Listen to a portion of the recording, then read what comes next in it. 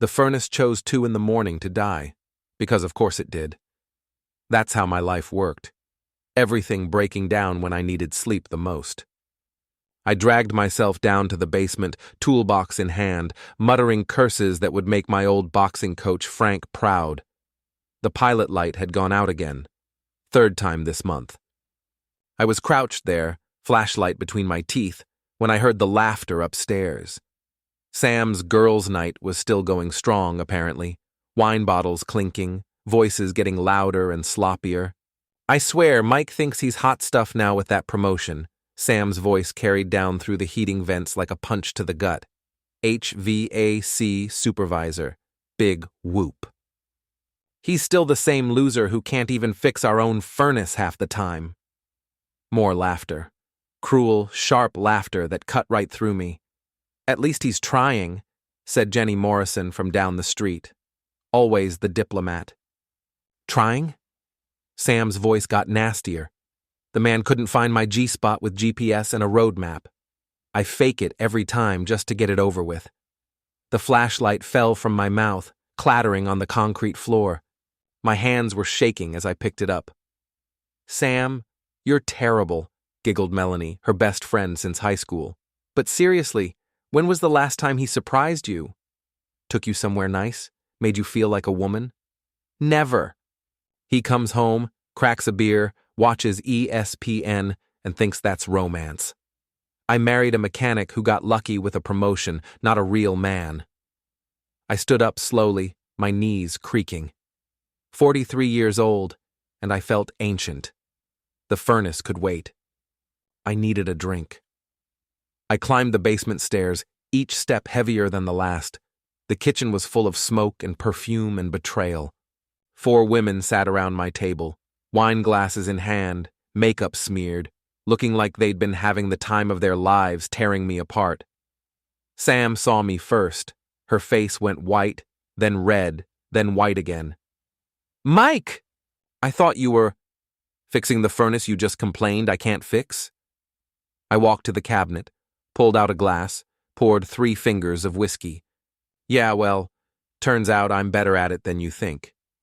The silence was thick enough to cut with a knife. Jenny Morrison stared at her wine glass like it held the secrets of the universe. Melanie's mouth hung open. Carol Peterson, the PTA president, looked like she wanted to crawl under the table.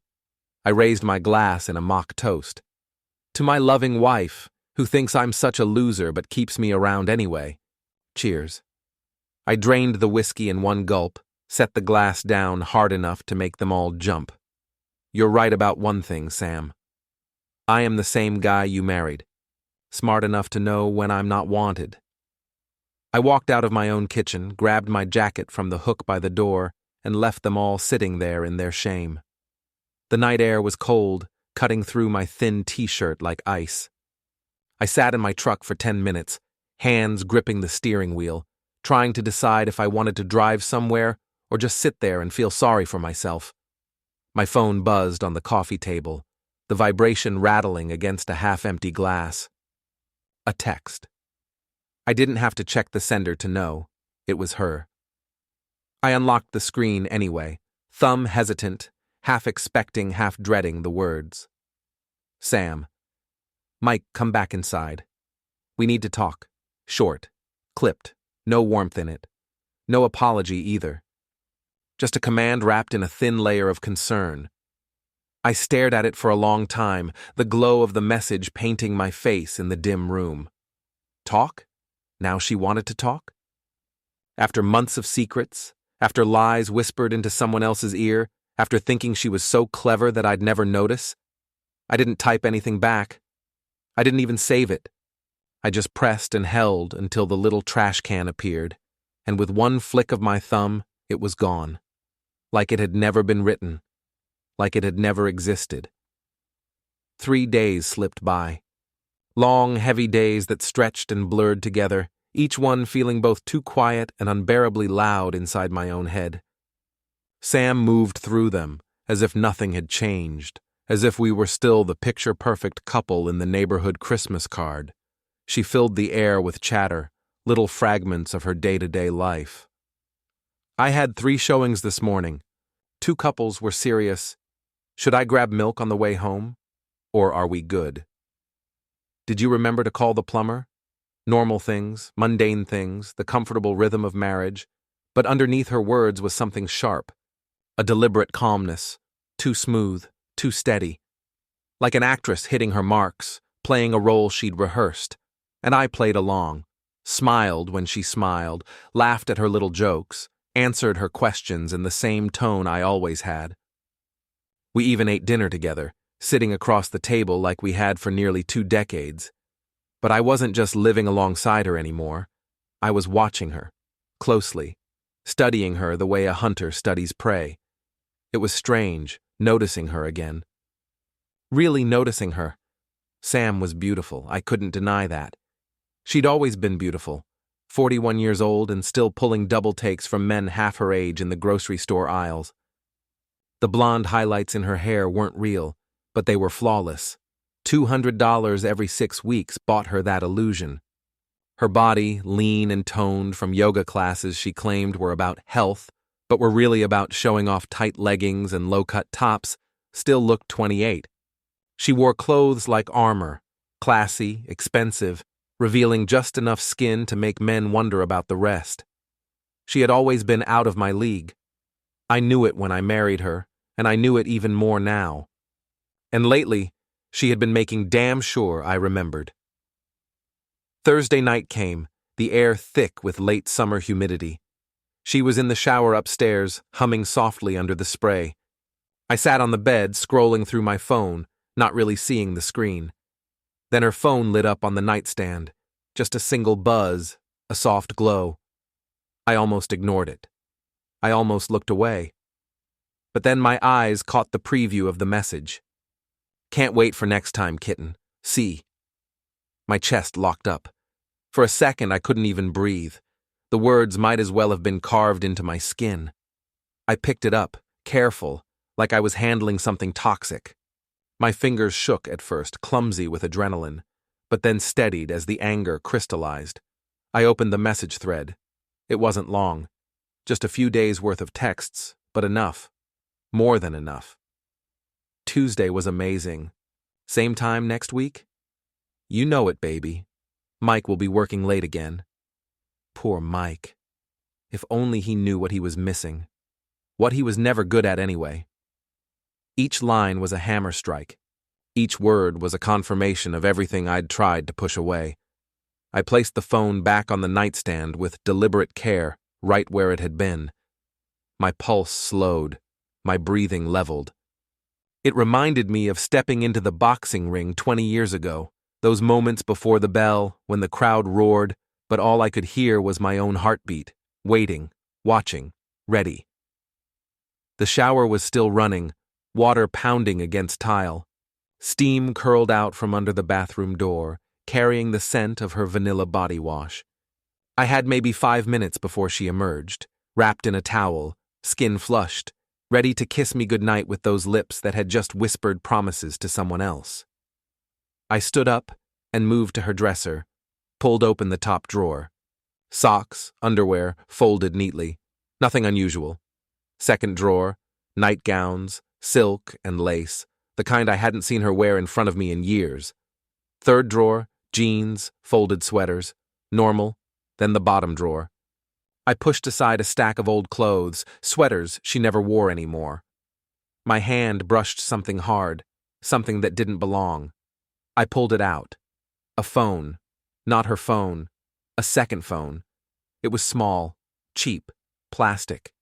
A flip phone, the kind you could pick up at a gas station with cash. No contract, no paper trail. Disposable, the kind you used when you wanted to keep secrets. I snapped it open. No password. A handful of messages stared back at me, names I didn't recognize, numbers without faces, words that cut sharper than knives. The shower shut off. The sound echoed in the silence of the room like a gunshot. My heart kicked hard against my ribs. 5 minutes had turned into seconds, and I was holding proof of everything. I closed the drawer, pocketed the phone, and was back in bed pretending to read when she came out 15 minutes later, skin flushed and perfect, smiling at me like I was the luckiest man alive. "Good day?" she asked, settling in beside me. "Same as always," I said. "You?" "Oh, you know. Boring real estate stuff. Showed the Henderson place 3 times. No bites. People are so picky these days." She kissed my cheek, turned off her bedside lamp, and was asleep within minutes. I lay there in the dark, listening to her breathe, the stolen phone burning a hole in my pocket. At 3 a.m., I crept out to the garage and turned it on. The text history made me want to put my fist through the wall. Months of messages. Dozens of them. Plans for meetings, complaints about me, intimate details that made my skin crawl. The contact was saved as trainer. Cute. I scrolled back to the beginning, found the first message from 6 months ago. "Thanks for the great workout today. Same time Thursday? Wouldn't miss it. You're the best trainer I've ever had. I aim to please. In all areas." It got worse from there, much worse. By 4 a.m., I had a name, Chad Brennan, owner of Brennan's used cars on Route 9. The same Chad Brennan who'd played football in high school, peaked at 18, and spent the last 20 years reliving his glory days at every bar in town. The same Chad Brennan who'd been sniffing around Sam at the Chamber of Commerce mixer 3 months ago while I was home fixing our leaky kitchen faucet. I put the phone back where I'd found it and went to work early. Told my crew I wasn't feeling well, which wasn't exactly a lie. Drove past Brennan's used cars twice during my lunch break, looking at the rows of overpriced vehicles and the big glass office where Chad probably sweet-talked housewives into buying cars they couldn't afford. By 5 p.m., I had a plan. Friday afternoon, I told Sam I was working late on the Peterson account. Emergency call, furnace acting up again, might not be home until 10 or 11. "Oh, that's too bad," she said, not looking up from her laptop. "I was hoping we could watch a movie tonight." "Rain check?" "Of course, honey. I'll probably just go to bed early anyway. I'm exhausted." "I'll bet you are," I thought. At 6:30, I parked across the street from the Sleepy Inn Motel on Route 12. It was the kind of place that rented rooms by the hour and didn't ask questions. Peeling paint, broken neon sign, parking lot full of potholes and regret. At 7:15, Sam's silver BMW pulled into the lot. At 7:20, Chad's black Dodge Charger followed. I watched them meet in the parking lot, watched him grab her ass like he owned it, watched her giggle and push him away playfully before they disappeared into room 237. I sat there for an hour, taking pictures with my phone, documenting everything. Times, license plates, the room number. Building a case like the lawyer I'd never been but always watched on TV. At 8:30, I got out of my truck. Chad's Charger was his pride and joy. Custom paint job, chrome rims, a sound system loud enough to shake the walls. He washed it every weekend, parked it far from other cars, treated it better than most people treated their kids. I walked around it slowly, admiring the craftsmanship. Really beautiful work. Shame about what was going to happen to it. The key in my pocket made a satisfying screech as it carved a line from the front bumper to the back. Deep enough to reach the metal, long enough to cost him a fortune to fix. But I wasn't done. I unscrewed the valve caps on all 4 tires, pressed the little tool from my keychain against each valve stem, and listened to the air hiss out into the night. Not flat, just low enough to make driving dangerous and embarrassing. Then I went back to my truck and waited. They came out at 9:45, holding hands like teenagers, Sam's hair messed up and her lipstick gone. Chad saw his car first. "What the hell?" He ran to the Charger, saw the scratch, started cursing loud enough to wake half the county. Sam looked around nervously, probably worried about being seen, about her reputation. "Chad, keep your voice down. Look at this. Look what some bastard did to my car." He kicked one of the tires, realized they were low, kicked it again harder. Who would do this? I could have told him, but I was enjoying the show too much. Instead, I started my truck, turned on the headlights, and drove slowly past the motel. Sam looked right at me, our eyes meeting for just a second through the windshield. Her face went white as fresh snow. I smiled, waved, and drove home to wait for her. She didn't get back until after midnight. I was in bed, pretending to sleep, when she slipped in beside me. "How was your evening?" I asked quietly. "Fine." "Boring." "Watched some Netflix and went to bed early, like I said." "That's nice." "Sleep well." But neither of us slept much that night. Saturday morning brought the monthly neighborhood barbecue at the Morrisons' house. The whole street would be there, along with half the town. Kids running around, men standing by the grill drinking beer and solving the world's problems, women clustered in groups sharing gossip and judging each other's potato salad. Sam spent 2 hours getting ready, changing outfits 3 times before settling on a sundress that showed off her tan and her figure. She was nervous, I could tell. Kept checking her phone, jumping every time it buzzed. "You look nice," I said when she finally came downstairs. "Thank you." "You're wearing that?" I looked down at my jeans and polo shirt. "What's wrong with this?" "Nothing. It's just—" "Never mind."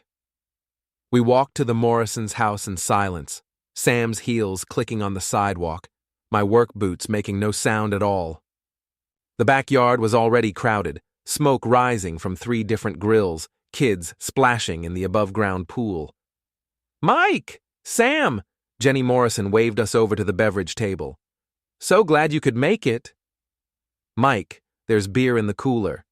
"Sam, the girls are over by the pool." I grabbed a beer and found myself gravitating toward the other husbands. Safe territory. We talked about work, sports, the weather, normal things that didn't involve secret phones and motel rooms. That's when I saw him. Chad Brennan was standing by the pool, drink in hand, laughing at something Carol Peterson had said. He looked good, I had to admit. Tall, broad shoulders, the kind of tan you get from working outside instead of under fluorescent lights. His shirt was tight enough to show off his gym muscles, his smile bright enough to blind satellites. He saw me looking and raised his drink in a mock toast. Then he turned to say something to Sam, who had appeared at his side like magic. "Mike!" I turned to find Frank Murphy, my old boxing coach, standing behind me with a beer and a grin. "Frank! Didn't know you were coming to these things now." "Jenny invited the whole gym. Figured I'd see how the other half lives." He looked around at the manicured lawn, the matching patio furniture, the perfectly arranged flower beds. "Nice setup they got here." "Yeah, it's something." Frank followed my gaze to where Sam and Chad were standing a little too close, talking a little too quietly. "That's the guy, huh?" I almost choked on my beer. "What guy?" "Come on, Mike. I've known you since you were 16 years old. I can read your face like a book.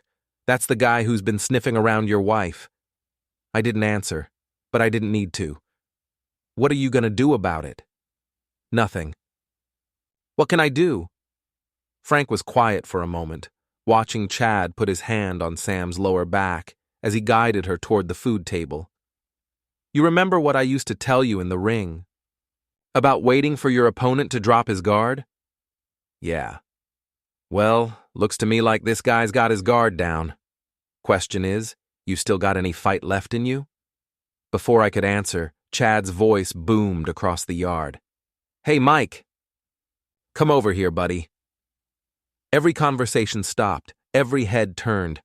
I felt like I was walking to the electric chair as I crossed the lawn to where Chad and Sam were standing with a group of neighbors. "Mike, I was just telling everyone about that promotion you got. HVAC supervisor, right? That's great, man, really great." His smile was perfect, his tone was friendly, but his eyes were laughing at me. "Thanks," I said. "I bet Sam's real proud of you. Moving up in the world, making more money.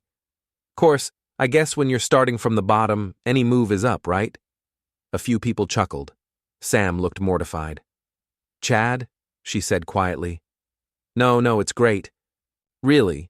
I mean, not everyone can own their own business like some of us, but honest work is honest work. Even if it means crawling around in basements and attics all day, getting dirty, smelling like... He sniffed the air dramatically. Well, you know. The group was uncomfortable now. Jenny Morrison was looking at her feet. Bob Peterson was suddenly very interested in his hamburger. Must be nice, I said quietly. What's that? Having your own business, selling used cars.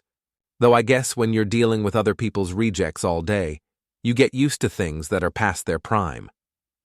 Chad's smile faltered just a little. At least I'm the boss, you know.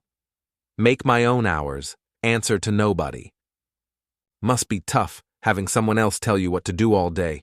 When to work, when to take breaks, when you can go home to your wife. He put his arm around Sam's waist as he said it. She didn't pull away. Yeah, I said. Must be tough being away from home so much, never knowing what your wife is up to while you're gone. The silence stretched like a rubber band about to snap. Well, Jenny Morrison said brightly, who wants dessert? The group scattered like roaches when the lights come on. Chad kept his arm around Sam's waist, kept smiling that perfect smile. Nice talking to you, Mike. We should do this more often. He walked away, taking my wife with him. Frank appeared at my elbow. You okay? Fine. That was interesting. Was it? Yeah. You just let him know you're on to him without saying it outright. Now he's gonna be wondering what you know, what you're planning. Gonna make him nervous. Good. Course, it also means he's gonna be more careful, harder to catch. I watched Chad and Sam by the dessert table, his hand still on her back, her laughing at something he whispered in her ear. Maybe I don't want to catch him, I said. Maybe I want him to keep doing what he's doing. Frank looked at me with new interest. Now you're thinking like a fighter.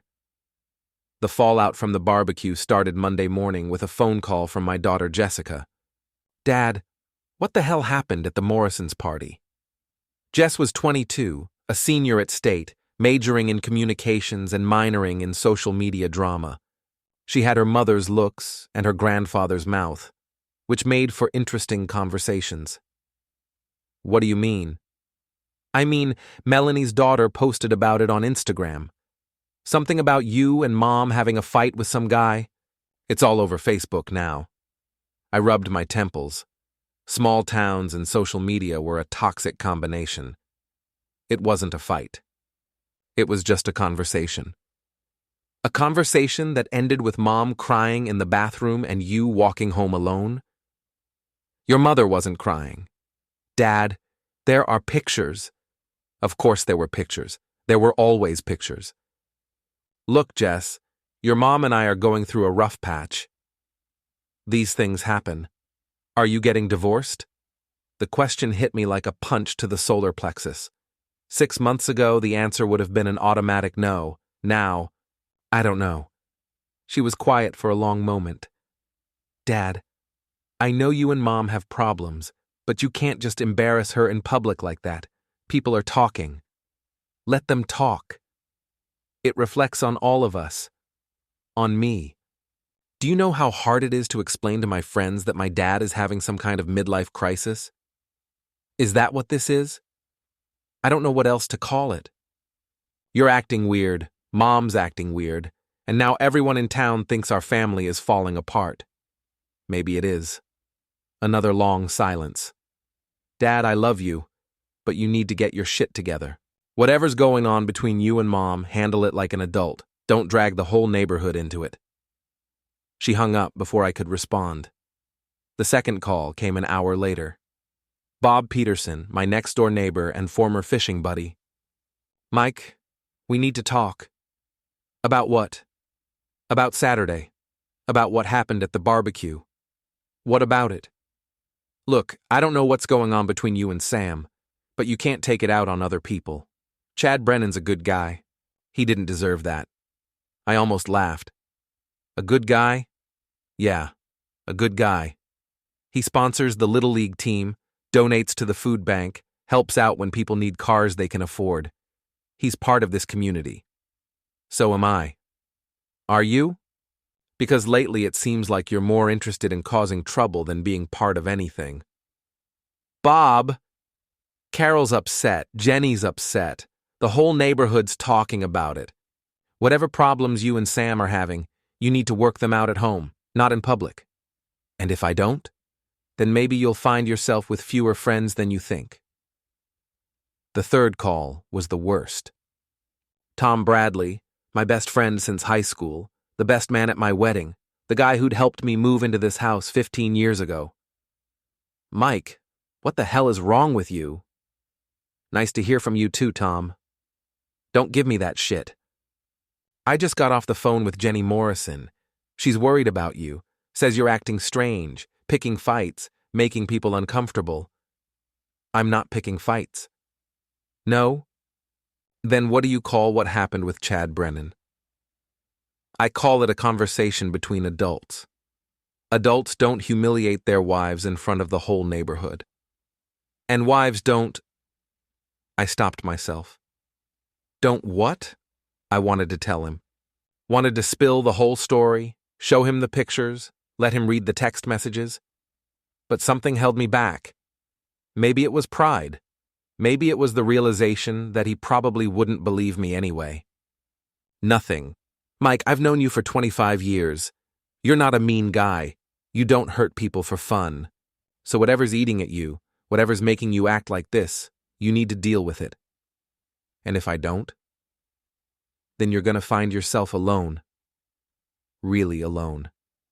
Because nobody wants to be around someone who's turned bitter and nasty. He hung up, and I sat there staring at my phone, realizing that my oldest friend had just written me off based on gossip and assumptions. By Wednesday, the pattern was clear. 3 more friends had called to express their concern. 2 had made it clear they wouldn't be hanging out with me anymore unless I got help. 1 had uninvited me from his annual poker game. 20 years of friendship, gone. 20 years of shared history, erased by a weekend of whispers and social media posts. Thursday night, I was eating dinner alone when Sam came home from her yoga class. She looked guilty and satisfied at the same time, her hair slightly messed up, her cheeks flushed. How was class? I asked. Good. Really good. We worked on flexibility tonight. I bet you did. She looked at me sharply. What's that supposed to mean? Nothing. Just making conversation. She sat down across from me, picked at her salad without eating much of it. Mike, we need to talk. About what? I asked, already knowing the answer, but wanting to hear her say it. About Saturday. About the way you treated Chad. About the way you've been acting lately. Her fork hovered over her plate, salad untouched, like she was afraid of both the food and the conversation. I leaned back in my chair, crossing my arms. How have I been acting? Angry, suspicious, mean. It's not like you. She spoke softly, like maybe gentleness would soften the blow. Maybe this is like me. Maybe you just never noticed before. My voice was sharper than I intended, but I didn't correct it. People are talking, she said, her eyes flicking away. So I've heard. I let the words hang in the air. They're worried about you. About us? Are you worried about us, Sam? I asked. She lowered her eyes, staring at the lettuce on her plate as if it had the answers. Yes. Why? Because I don't recognize you anymore. The man I married was kind, gentle, supportive. This person you've become, he's someone else. Her voice cracked at the edges, like paper tearing. Maybe the man you married was just pretending. Maybe this is who I really am. Is it? I looked at her across the table, this beautiful woman who had smiled in my face while lying behind my back, who had whispered secrets to her friends, laughed at me in private, and shared her body with another man while I worked double shifts to pay for her yoga retreats, her spa days, her endless list of wants disguised as needs. Yeah, I said finally. I think it is.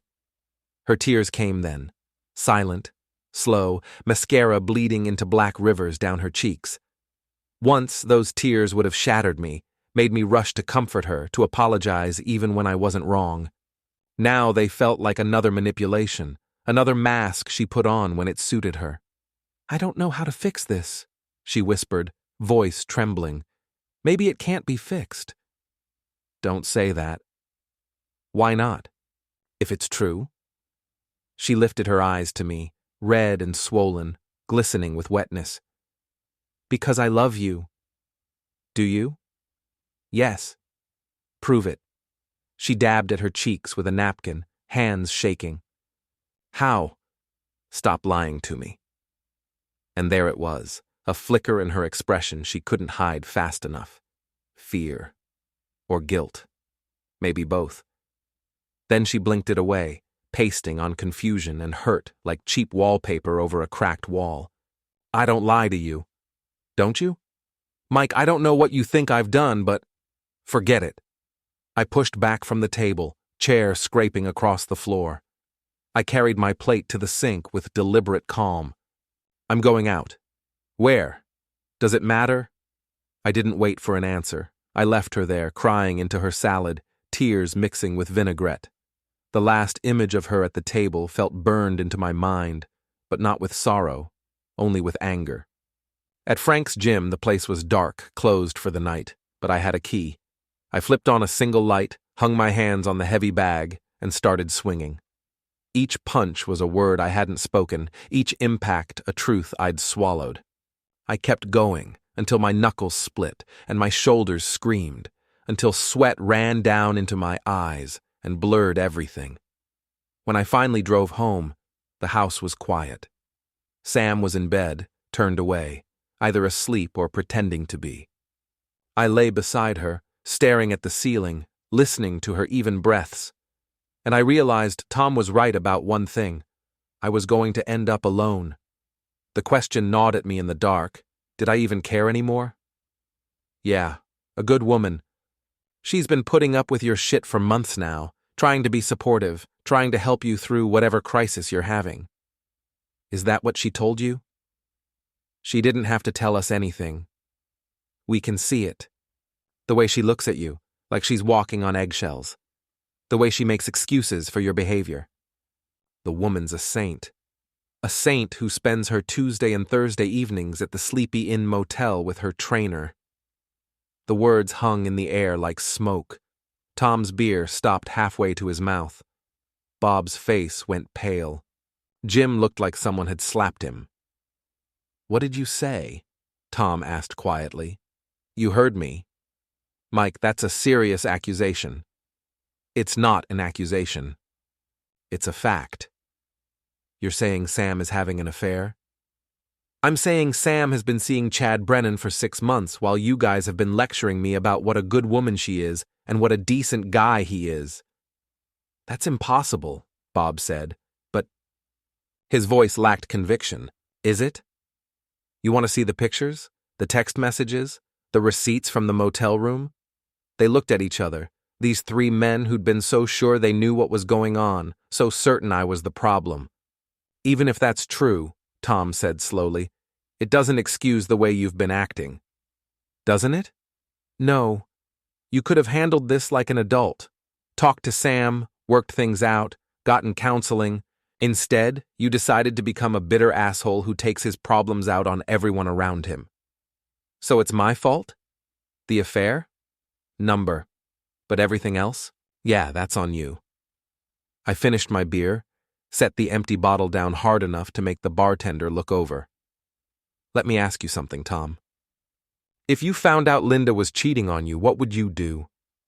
"I'd talk to her about it." "And if she lied to your face? If she kept seeing the guy? If she made you look like a fool in front of the whole town?" I don't know. But I wouldn't turn into someone I didn't recognize. Maybe you would. Maybe you just don't know yourself as well as you think you do." "Mike," Jim said, "we're trying to help you here." "Are you?" "Because it sounds like you're trying to get me to shut up and go back to being the pathetic cuckold who doesn't know his wife is screwing around on him. That's exactly what you're doing. You're more comfortable with me being the victim than the villain. Well, guess what? I'm done being the victim. I stood up, threw a 20 on the bar. Thanks for the intervention, boys. Really touching. But I think I'll handle my problems my own way. Mike, wait, Tom called after me. I turned back at the door. You know what the funny thing is? I used to respect you guys. Used to think you were stand-up men who'd have my back when things got tough. Turns out, you're just like everyone else in this town. You believe what you want to believe, and you don't want to be bothered with inconvenient truths. It's not like that, Bob said, isn't it? You've known me for 20 years, and you were ready to write me off based on gossip and assumptions. But you've known Chad Brennan for what, 5 years? And he's automatically the good guy? We're just trying to... You're trying to maintain the status quo, keep everyone happy, keep the peace, pretend everything's fine. Well, everything's not fine, and I'm not going to pretend it is anymore. I walked out into the parking lot, leaving them sitting at the bar with their beers and their guilt and their shattered assumptions about who was the hero and who was the villain in this story. My phone buzzed as I got to my truck. A text from Sam. Where are you? We need to talk. I deleted it and drove home to face whatever music was waiting for me there. Saturday morning, I woke up alone. Sam's side of the bed was cold, the sheets undisturbed. I found her in the kitchen, fully dressed, suitcase by the door. Going somewhere? I asked. My sister's, for the weekend, maybe longer. Running away? Taking some time to think. To figure out what I want. And what do you want, Sam? She looked at me with eyes that were red from crying or lack of sleep or both. I want my husband back. The man I married. Not this stranger you've become. What if this is who I always was? What if the man you married was just an act? Then I married the wrong person. Maybe you did. She picked up her suitcase, walked to the door, then turned back. Mike, I know you're angry about something. I don't know what, but I can see it eating you alive. Whatever it is, whatever I did or didn't do, we can work through it, but not like this. Not with you being cruel and suspicious and mean. What if I don't want to work through it? Then I guess we're done. The door closed behind her with a soft click, and I was alone in my house for the first time in 20 years. I should have felt sad. Should have felt empty, lost, abandoned.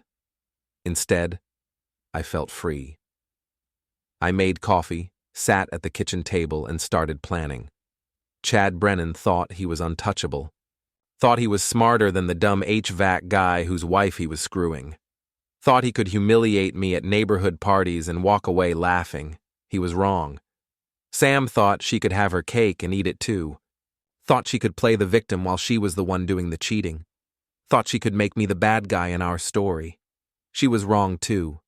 And my former friends, the ones who'd written me off without bothering to learn the truth, who'd chosen sides without knowing what the sides were, they were going to learn that loyalty was a two-way street, and they'd picked the wrong direction. I spent the morning making lists, names, addresses, phone numbers, schedules, habits, weaknesses. I'd been an observer in this town for 20 years, fixing furnaces and air conditioners in every house, every business. I knew things. I knew when people were home and when they weren't. I knew their secrets, their problems, their fears. It was time to put that knowledge to use. By noon, I had a plan. Not just for Chad and Sam, but for everyone who'd turned their backs on me. Everyone who'd chosen to believe gossip over friendship. Everyone who'd made me the villain in my own life. The plan was simple. Give them exactly what they expected from me. If they wanted a villain, I'd be a villain. If they wanted someone to blame for the town's problems, I'd give them problems to blame me for. If they wanted drama and chaos and scandal, I'd deliver it in spades, but I'd do it smart, legal, untraceable. I'd learned a few things in my 20 years of marriage to a real estate agent, and my 43 years of living in a small town where everyone knew everyone else's business. I started with Chad. His used car lot was his pride and joy, but it was also his weakness. I knew from working on his office's HVAC system that he cut corners, bent rules, and relied on his charm to smooth over problems with customers and regulators alike. A few anonymous phone calls to the right people would start an avalanche of inspections, investigations, and audits that would keep him busy for months. Then there was his personal life. Chad liked to present himself as a successful businessman and eligible bachelor, but I knew things about him that would make the soccer moms clutch their pearls. His gambling debts, his drinking problem, his habit of sleeping with married women weren't exactly secrets, but they weren't common knowledge either. That could change. Sam would be harder. She was smarter than Chad, more careful. But she had her own vulnerabilities. Her real estate license, for one. Her reputation, for another. Her relationship with her family, her friends, her clients. I couldn't destroy her professionally without destroying myself financially, but I could make her life complicated, make her explain herself, make her face consequences for her choices. And my former friends? They'd made their choice. Now, they'd live with it. I spent the afternoon driving around town, taking pictures, making notes. The Sleepy Inn motel, where the desk clerk might be willing to share information for the right price. Chad's house, where he threw loud parties that annoyed his neighbors. The real estate office where Sam worked, where office politics were as cutthroat as anywhere else. By evening, I was ready to begin. I started with a phone call to the State Motor Vehicle Commission, reporting concerns about fraudulent practices at Brennan's used cars. Nothing specific, nothing actionable, just enough to get someone's attention. Then I called the county health department about possible environmental violations at the same address. Again, nothing specific, just a concerned citizen reporting suspicious activities. The calls were anonymous, untraceable, and perfectly legal. I was just a citizen exercising my right to report potential problems to the appropriate authorities. By Monday morning, Chad would have inspectors crawling all over his lot, asking questions he didn't want to answer, looking at records he'd rather keep private. It was a start. The second phase of my plan would have to wait until Sam came back from her sister's place. I needed her here, in town, visible and vulnerable. I needed her to think she was safe. Sunday evening, my phone rang. The caller ID showed Jessica's number. "Dad, what's going on?" Mom called me, said she's staying at Aunt Linda's for a while. "We're having some problems." "What kind of problems?" "The kind that are between your mother and me." "Dad, this is serious." Mom was crying, really crying. "She thinks you're having some kind of breakdown." "Maybe I am. That's not funny. I'm not trying to be funny." "Dad, whatever's wrong, whatever's happened, you can't just give up on your marriage. You and Mom have been together for 23 years. That has to count for something." "It does count for something. It counts for 23 years of lies." "What lies?" I almost told her. Almost spilled the whole story right there, let my daughter know what kind of woman her mother really was. But something stopped me.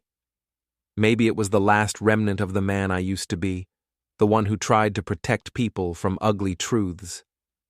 "Never mind." "Dad, you're scaring me. You're not acting like yourself. Maybe this is myself. Maybe the other guy was the act. I don't believe that. Believe what you want, Jess. Everyone else does." I hung up before she could respond, before I could hear her crying, before I could let her tears change my mind about what I was planning to do. The old Mike would have backed down. Would have swallowed his pride, forgiven his wife, tried to rebuild his friendships. The new Mike had other plans. Monday morning brought the first results of my weekend's work. I was drinking coffee and reading the paper when my phone rang. Frank's number. "You see the news?" he asked without preamble. "What news?" "Chad Brennan's car lot got raided this morning. State inspectors, environmental people, some kind of fraud investigation. Place is crawling with officials." "Is that right?" "Yeah. Funny timing, don't you think?" "How so?" "Well, you threatened the guy on Friday, and Monday morning his business is getting torn apart by the state. Quite a coincidence." "I didn't threaten him." "No? What would you call it?" A conversation between adults. Frank was quiet for a moment. Mike, whatever you're planning, whatever you think you're doing, be careful. This isn't the boxing ring. There are rules out here, laws. You can't just throw punches and walk away. I'm not throwing punches. Aren't you? I hung up and drove to work, taking the long way that happened to pass Chad's car lot. Frank was right. The place was swarming with officials. Cars were being moved, paperwork was being boxed up, and Chad was standing in the middle of it all looking like a man who'd just been hit by a truck. He saw me drive by, and for a moment our eyes met through my windshield. His face was a mask of rage and suspicion. Good. Tuesday brought phase 2. I'd spent Monday evening crafting the perfect anonymous email to the local newspaper's gossip columnist, a bitter woman named Patricia who'd been documenting the town's scandals for 20 years.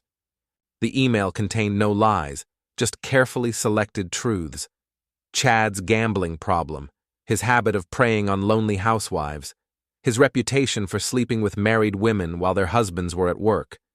Again, nothing illegal. Nothing actionable. Just information that might be of interest to readers who enjoyed knowing the real story behind the town's public figures. Wednesday's paper featured a blind item that anyone who knew Chad would recognize immediately. What local businessman has been spending his afternoons at the Sleepy Inn motel with other men's wives? Sources say his gambling debts are almost as big as his ego, and his business practices are shadier than his personal life. Thursday brought the first phone call from Sam. My phone buzzed on the nightstand, her name lighting up the screen. For a moment I considered letting it ring, letting her voice go straight to voicemail like I'd done a dozen times this past week, but curiosity, or maybe weakness, got the better of me. I swiped to answer. Mike, we need to talk. Her voice was tight, rehearsed, like she'd been pacing the house all day preparing for this call. About what? My tone was flat, almost bored, though inside my chest I could feel my pulse already starting to quicken. About what's happening to Chad. About the rumors that are going around. I leaned back in the chair, staring out the window at the street lamps. What rumors? You know what rumors, she said quickly, defensively. People are saying terrible things about him, about me. They're connecting us together. Are you connected? I asked, careful with the words, letting them cut. Not the way they're implying. What way are you connected? There was silence on the line, long enough that I thought maybe she'd dropped the call. I almost said her name again when she finally spoke. He was my trainer. At the gym. That's all was, I asked. The past tense didn't slip by me. Mike, I know what you think, but what do I think? I pressed, my voice low, calm, controlled in a way that felt more dangerous than shouting. That something inappropriate was happening between Chad and me. Was something inappropriate happening between Chad and you? No. You're lying. I'm not lying. Then prove it. Her breath caught. How? Stop seeing him. I told you I already stopped. The training sessions are over. What about the other sessions? A pause. What other sessions? The ones at the Sleepy Inn motel every Tuesday and Thursday. The silence that followed was so thick, I could hear the faint hiss of the phone line, the sound of her breathing shallow and uneven. For a second, I thought she'd hung up. Sam? I don't know what you're talking about. Her voice was quieter now, fragile, but it didn't fool me. Room 237, I said, each number like a hammer. You park your BMW behind the building so it can't be seen from the road. Chad parks his Charger right out front because he's too arrogant to think anyone would notice. Mike, she started, but I cut her off. You've been meeting him there for 6 months. I have pictures. Another silence, longer than the first. I pictured her sitting in the kitchen, phone clutched in trembling hands, mascara smudged from the tears I knew she was holding back. Finally, she said softly, I want to come home. Why? Because I miss you. Because I love you. Because I want to work this out. I almost laughed. but it came out as a bitter exhale instead. What about Chad? What about him? Her voice sharpened, like she wanted to pretend he didn't matter. Are you going to keep seeing him? There's nothing to keep seeing. It was a mistake. A stupid mistake that got out of hand. How far out of hand? I asked, already knowing the answer, already hearing it in the hesitation that followed. It doesn't matter, she whispered. It matters to me. Mike, please, she said, her voice breaking for the first time. Can we talk about this in person? Can I come home? I sat there in silence, gripping the phone so tight my knuckles turned white, staring at the empty glass of bourbon on the table. For a long time, I said nothing. Because the truth was, I didn't know what would happen if I let her walk back through that door. I thought about it. Thought about letting her come back, letting her lie to my face, pretending to believe her promises while I knew she'd go right back to Chad the first chance she got. Okay, I said. Come home. We'll talk. She was back within 2 hours, standing in our kitchen with her suitcase and her guilt and her desperate smile. I missed you, she said. Did you? Yes. This house felt empty without you. I've been here the whole time. You know what I mean. I did know what she meant. She meant the house felt empty without her in it, without her presence to make it feel like home. But that wasn't what she'd said. How was your sister's? Fine. Boring. She sends her love. That's nice. We stood there looking at each other across the kitchen, two people who'd shared a life for 23 years and now felt like strangers. Mike, about Chad. What about him? I know how it must look. The training sessions, the rumors, everything that's been happening, but I swear to you, nothing inappropriate happened between us. Define inappropriate. We didn't, it was just training. At the motel? Her face went white. What motel? The Sleepy Inn, room 237, every Tuesday and Thursday for 6 months. I don't know what you're talking about. I have pictures, Sam. Pictures of your car in the parking lot. Pictures of Chad's car. Pictures of the two of you going into the room together. She sat down heavily in one of the kitchen chairs, her face in her hands. It wasn't supposed to happen, she whispered. What wasn't supposed to happen? Any of it. The attraction, the flirting, the rest of it. The rest of it? She looked up at me with tears in her eyes. The affair. Finally the truth. How long? 6 months. Maybe 7. Why? I don't know. I was lonely, I guess. You were always working, always tired. Chad made me feel special, desired, like I was still attractive, still worth pursuing. And I didn't? Not for a long time. We sat there in silence, the weight of 23 years of marriage hanging between us like a curtain. What do you want to do? She asked finally. I don't know. Do you want me to leave? I don't know. Do you want to try to work this out? I don't know. Mike, please, talk to me. Tell me what you're thinking. I looked at her across the table, this woman I'd loved for half my life, this stranger who'd been lying to me for months. I'm thinking, I said slowly, that I don't know who you are anymore. I'm still me. I'm still the woman you married. Are you? Because the woman I married wouldn't have done this. Wouldn't have betrayed me, lied to me, made me look like a fool in front of the whole town. I never meant for anyone to find out. That doesn't make it better, Sam. That makes it worse. She started crying then, real tears that made her makeup run and her nose turn red. I'm sorry, she sobbed. I'm so sorry. It was a mistake, a horrible mistake, and I regret it every day. Do you? Yes. Then why didn't you stop? I tried to. I wanted to, but Chad, he made it difficult. How? He said he'd tell you if I broke it off. Said he'd make sure everyone in town knew about us. I was trapped. So you kept sleeping with him to protect me? To protect us. Our marriage, our reputation, our family. By continuing to cheat on me. I know how it sounds, but it sounds like bullshit, Sam.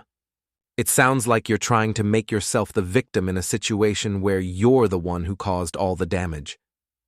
She wiped her eyes with a tissue, tried to compose herself. What do you want me to do? I want you to tell me the truth. All of it. Everything that happened, everything you did, everything you said about me to him. Mike. All of it. She took a shaky breath and began to talk. By the time she finished, 2 hours later, I knew everything. Every detail of the affair, every cruel joke they'd shared at my expense, every lie she'd told to cover her tracks. I also knew that my plan was going to work even better than I'd hoped. Because Sam had just given me everything I needed to destroy them both. The final phase of my plan required patience. I spent the next 2 weeks playing the role of the wounded husband trying to rebuild his marriage. I was attentive to Sam, affectionate even. I listened to her apologies, accepted her promises, let her think she was winning me back. Meanwhile, I was documenting everything. Every text message on her secret phone, which I'd learned to access while she slept. Every meeting with Chad, which continued despite her promises to end the affair. Every lie she told me about where she was going and what she was doing. I was building a case, collecting evidence, preparing for the trial of public opinion that was coming. Chad, meanwhile, was struggling. The state investigation into his business had turned up enough irregularities to keep him busy with lawyers and accountants for months. His reputation in town was taking a beating thanks to Patricia's gossip column and the whisper campaign that had followed. Several of his biggest customers had taken their business elsewhere, but he was still seeing my wife.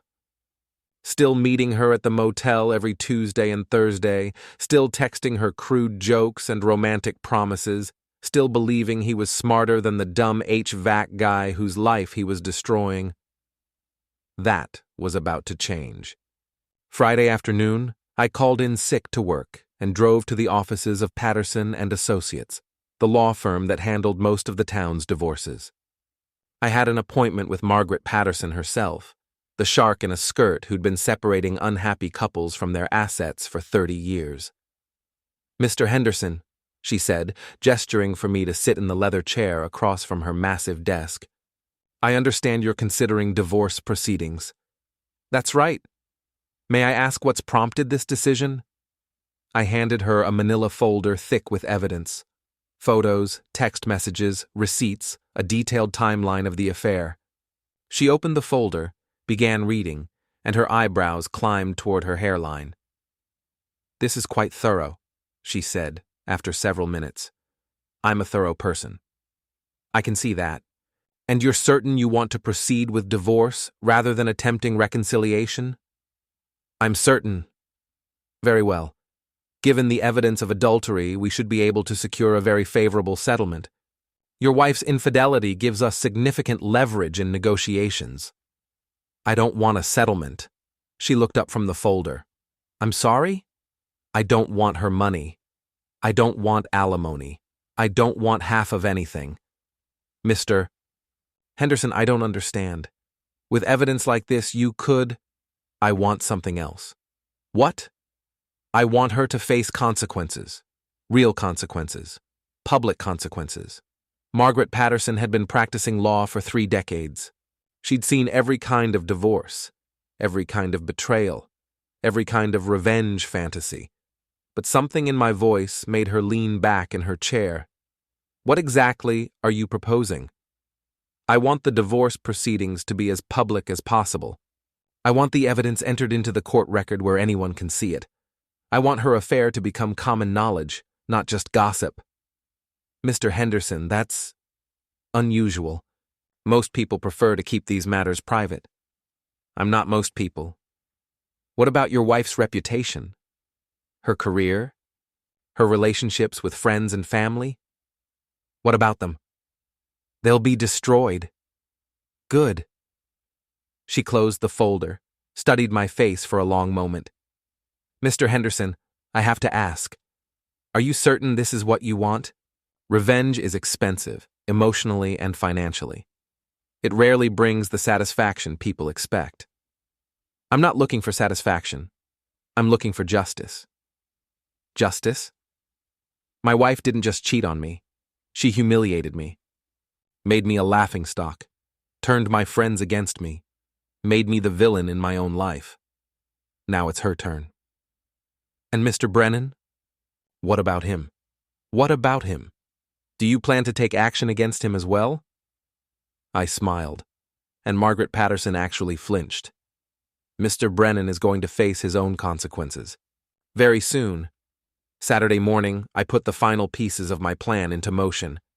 I started with a visit to Chad's house, a gaudy McMansion that looked like it had been designed by a committee of people who'd never had taste but had way too much money. Every corner screamed excess, oversized stone pillars that served no purpose, chrome accents that blinded you when the sunlight hit just right, and a fountain out front that sputtered like it was giving up. The place wasn't a home, it was a monument to arrogance.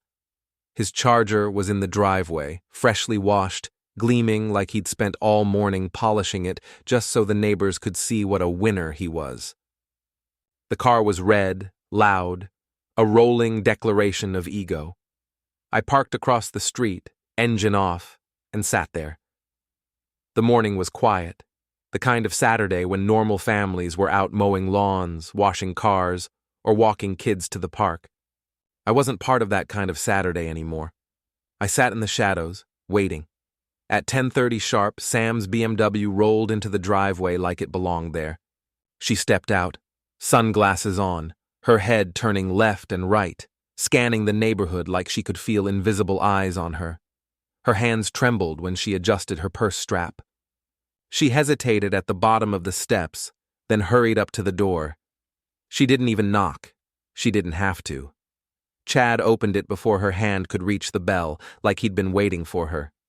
I raised my camera and took the first set of pictures. Her face, his smile, her slipping inside like a thief. Evidence, time-stamped, undeniable. Then I leaned back in the seat, settled in, and waited. 2 hours dragged by, slow as molasses. I watched neighbors come and go, kids riding bikes, sprinklers hissing across perfectly trimmed lawns. Normal life surrounded me, but all I could think about was what was happening behind those marble walls. Every tick of the clock was another nail in the coffin of my marriage. When the door finally opened again, the sight made my stomach twist. They looked satisfied, Chad with that cocky grin plastered across his face, Sam with her hair a little out of place, cheeks flushed.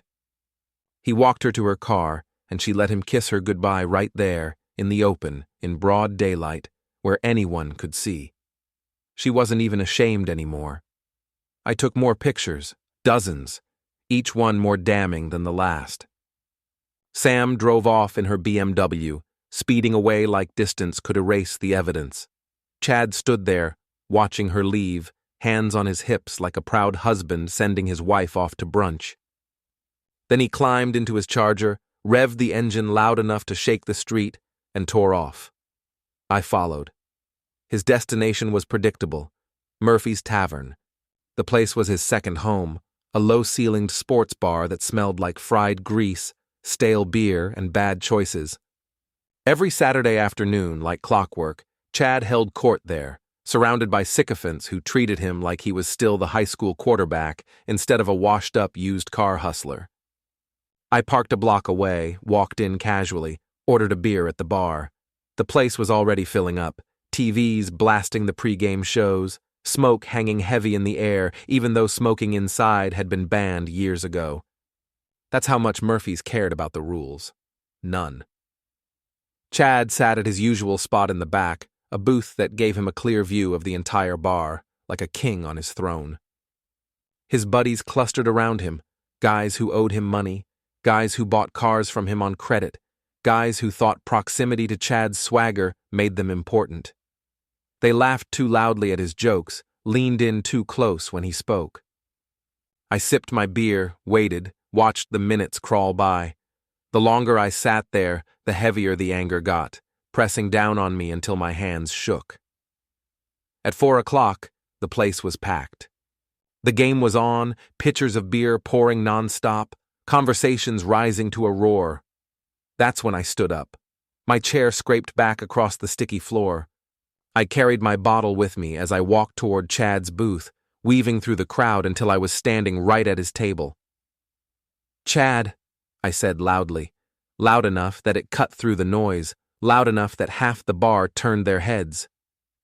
"We need to talk." The table fell silent. His friends froze, beers halfway to their mouths. The laughter died in an instant. At the bar, the bartender reached for the phone. He'd seen this kind of thing before and knew how fast it could spiral. "Mike," Chad's voice was carefully neutral, but his eyes narrowed. "What can I do for you?" "You can stop seeing my wife." The effect was immediate. The entire bar went silent. It was like someone had flipped a switch, cutting off every sound but my words. Heads turned, conversation stopped, and all eyes swung toward us. Chad's face went red, then pale, then red again, like a man caught in a lie he couldn't spin. "I don't know what you're talking about," he said finally, his voice just a little too tight. "Sure you do. Room 237 at the Sleepy Inn. Every Tuesday and Thursday for 7 months. Sometimes Saturdays at your place when you think nobody's watching."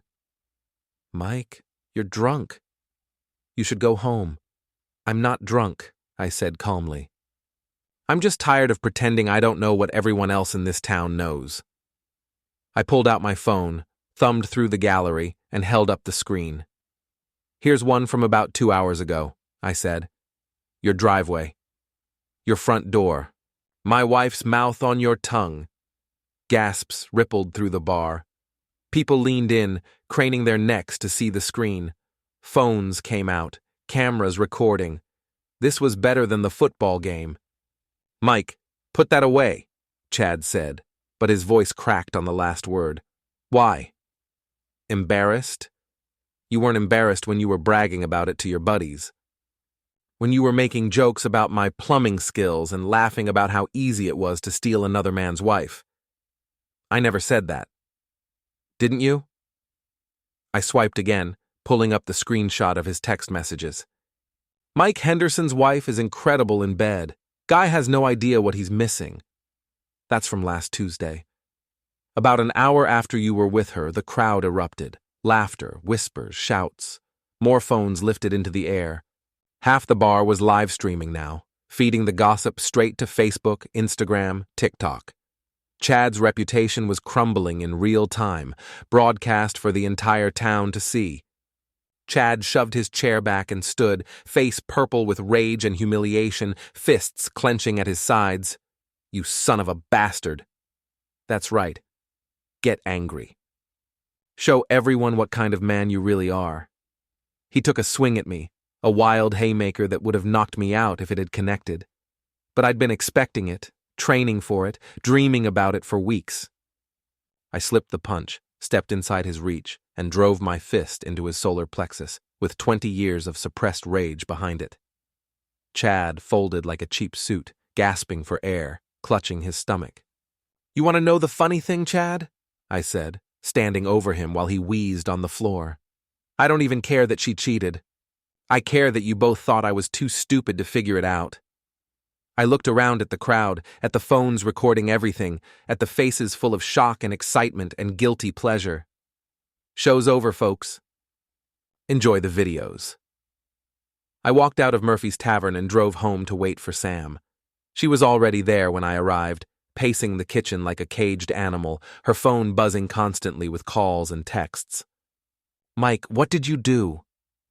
I told the truth. "The whole town is talking about it. It's all over Facebook, Instagram, everywhere. People are sharing videos of you hitting Chad." "Good." "Good?" "Mike, this is a disaster. My reputation is ruined. My career is over. Everyone knows about us now.